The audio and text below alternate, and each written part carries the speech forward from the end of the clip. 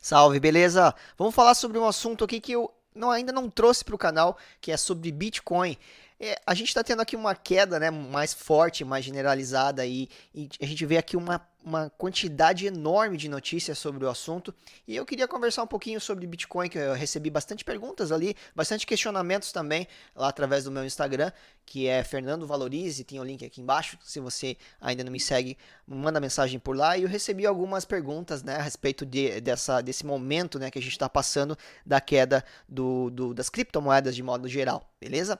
Bom, se você não me conhece, é a primeira vez aqui no canal, meu nome é Fernando Cunha, eu sou especialista em investimentos e aqui eu falo sobre investimentos para o longo prazo, construção de carteira para o longo prazo e vamos falar aqui um pouquinho sobre Bitcoin hoje, né? Primeiro, quando a gente olha para as matérias, né? Eu queria mostrar aqui e ver contigo hoje. Se você digita hoje Bitcoin aqui, né? Qual que são as matérias mais recentes que você encontra, né? Você já encontra aqui uma quantidade enorme de matérias falando sobre que o Bitcoin cai aí para 28 mil, altcoins desabam, tá? Criptomoedas derretem em mais de 90%. Então, o que você encontra aqui, né? Uma quantidade enorme de notícias, tá? Vale a pena comprar agora, né? É uma pergunta que eu recebi lá também. Seria o fim da linha para o Bitcoin, né? Então, não só trazendo isso pro Bitcoin, mas assim para outros tipos de ativos, né? Seja para ações, para fundos imobiliários, até mesmo para renda fixa, né? Quando a renda fixa estava lá a 2%, né? Uma taxa bem baixa. Então, as notícias que você via o tempo todo eram de notícias. Pô, será que a renda fixa acabou? Será que a bolsa morreu, né? Será que é hora de ir para a renda fixa? Enfim, de tempos em tempos a gente tem esse tipo de notícia e tem aquela máxima, né? Será que faz sentido a gente ficar acompanhando esse tipo de notícia especulativa, né? Queira ou não, esse tipo de notícia acaba influenciando muito a nossa tomada de decisão e se você vai buscar sobre motivos que fazem com que você pode fazer com que você tome até decisões não muito acertadas, né? Ou até não no calor do momento ali tomando decisões precipitadas, talvez. Então, vale essa reflexão aí. Será que a gente precisa tomar cuidado também com esse tipo de notícia, né? As notícias que a gente tem. E a gente tem um index, né? Um indexador que é o Fear and Greed Index, que ele mede o medo, né? Ele mede o medo que as pessoas têm no momento. Então você vê hoje, olhando pro Bitcoin, né? Você vê que as pessoas estão com extreme fear, né? Tem um medo extremo que está em 12. Então você vê aqui que no mês agora está no extremo medo. Na última semana era medo, né? As pessoas estavam com receio, com bastante medo. E esse aqui é um indexador muito do sentimento das pessoas, né, do sentimento dos investidores sobre as criptomoedas, né, sobre o mercado de cripto, né, criptoativos, e é o sentimento, né. Então você vê que nesse momento você só vê notícia ruim, né? As pessoas estão com extremo medo porque encontram uma queda mais elevada. E não é à toa que a gente tem aqui, né, uma das maiores quedas que a gente teve aqui nos últimos. Vamos puxar aqui até no gráfico, vamos pegar mês aqui.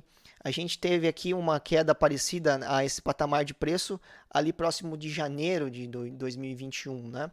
Então, a gente atingiu um patamar ali próximo de. Aqui a gente tem o gráfico em dólar, né? Próximo aqui de 28 mil dólares. Então, a gente não atingia esse preço desde essa época, né? Dessa época aqui, janeiro de 2021. Então, agora a gente está aqui numa queda, né? Deixa eu até baixar um pouco mais o gráfico aqui, ó. Aqui, ó, janeiro de 2021, tá? Foi quando a gente chegou realmente nesse preço. Então, esse sentimento é realmente comum, né? Então, a gente precisa parar para pensar o que está acontecendo, né? Será que tem algum fator que tá indicando que a gente precise tomar cuidado realmente? E a gente teve vários fatores, né? Um deles é o aumento de juros, né? A gente teve um aumento generalizado aí para conter a inflação, por exemplo, nos Estados Unidos. A gente teve elevação de juros e pode ser um dos motivos de que as pessoas tendem a sair, né, desse mercado mais arriscado e ir para mercados mais seguros. Então, é um dos fatores que na quarta-feira, agora dia 4, o Federal Reserve, seria como o Banco Central, né, dos Estados Unidos, aumentou a taxa de juros em 0,5%. Tá? Sinalizando que vai aumentar ainda mais a taxa de juros logo mais para frente. E será que esse Bitcoin, será que as criptomoedas vão cair mais ou não? Esse é o ponto, né? Então, tendo como base esse cenário, será que faz sentido a gente se desesperar, né, e vender? Então, ou será que nesse momento não se abre uma janela de oportunidade para você, se ainda não investe, comprar um pouco, né, para aos poucos ir montando essa posição? E aqui eu não falo só do Bitcoin, mas assim, em diversas classes de ativos, o raciocínio é similar, né? Você faz essa montagem de carteira e quando você tem essas quedas mais abruptas, é realmente talvez um momento que apresente uma janela de entrada, né, de oportunidade para você comprar mais ativos a um preço menor, quando você fala de ações. E aqui no caso das criptomoedas, a gente está falando de algo que é uma moeda digital. Ela não produz nada, né, diferente de uma empresa que está ali o tempo todo produzindo algo, né, e entregando valor. Aqui a gente tem a questão da crença de que essa moeda vale algo, né? Então, diferente de investimento em ativos reais, aqui a gente está investindo em moeda. O mesmo vale para você investir no dólar, você comprar dólares, né, ou comprar reais. A moeda ela tem um valor que é atribuído, né, a ela. Então, vai muito da oferta e da demanda. E esse gráfico do medo traduz bastante isso, né? Quando as pessoas estão com medo, elas vão vender e isso impulsiona cada vez mais vendas. E você vai olhar notícias, você só vê notícias ruins. Então, te incentiva a vender ainda mais. Então, trazendo esse raciocínio, o que a gente precisa observar, né? Será que a gente está agindo pelo medo ou realmente está tomando uma decisão que é acertada? Aí você pergunta, será que vai cair mais? Então eu vou esperar um momento, né, de comprar ainda mais lá na baixa. E se essa baixa não acontece? Tá? E eu vou comprar, mas vou comprar só um pouquinho. Então você está comprando só um pouquinho, você acredita que ainda vai cair mais? Você está comprando com medo? Então, diante desse sentimento, o que a gente pode fazer para não ficar exposto a esse efeito psicológico, né? Que você vai buscar notícias, só tem notícia ruim e você realmente vê uma queda mais forte no preço. A gente pode utilizar aqui a estratégia de montar e desenhar uma carteira que a gente queira ter. Quanto você quer ter de criptoativos na sua carteira? Pode ser uma estratégia. Então, você desenhou a sua carteira, vamos supor que você quer ter 50% em ações, você quer ter 30% em ativos ligados ao setor imobiliário. Eu quero ter 5% de criptoativos na minha carteira. Então, você vai buscar esse percentual. Você vai comprar criptoativos até chegar nesse percentual. Então, quando acontece esse tipo de evento, esse percentual que era 5% vai cair e você vai tender a comprar um pouco mais desse ativo para voltar àquele percentual que você havia definido que era de 5%. Então, você não está comprando no medo, você não está comprando na ganância de querer ganhar mais, mas sim buscando um alvo, um objetivo que você mesmo definiu para sua carteira, para sua gestão de risco.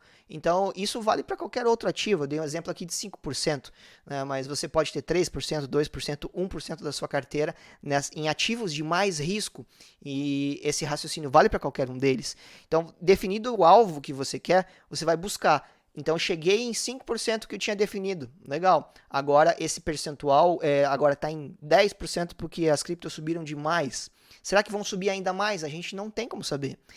Então, você pode fazer o quê? Se quiser, fazer um rebalanceamento dessa carteira, vender um pedaço daquele ganho que você teve e continuar segurando o restante. Porque esse ativo pode continuar subindo. Muitos podem adotar esse tipo de estratégia. Então, vai da tua estratégia. O que eu utilizo? Eu utilizo exatamente isso, um alvo definido, cheguei no 5%. Se eu estou agora a 10% e estou falando de moeda, né, a moeda ela não produz nada, né? Então, é diferente de uma empresa que ela pode crescer indefinidamente, a gente não sabe se essa moeda pode crescer indefinidamente. Então, baseado no gráfico e no passado, a gente consegue ter uma noção, né, do comportamento da moeda ao longo do tempo. Então, você pode fazer o seguinte, pode vender um pedaço, né? Se você ficar, para você rebalancear a sua carteira.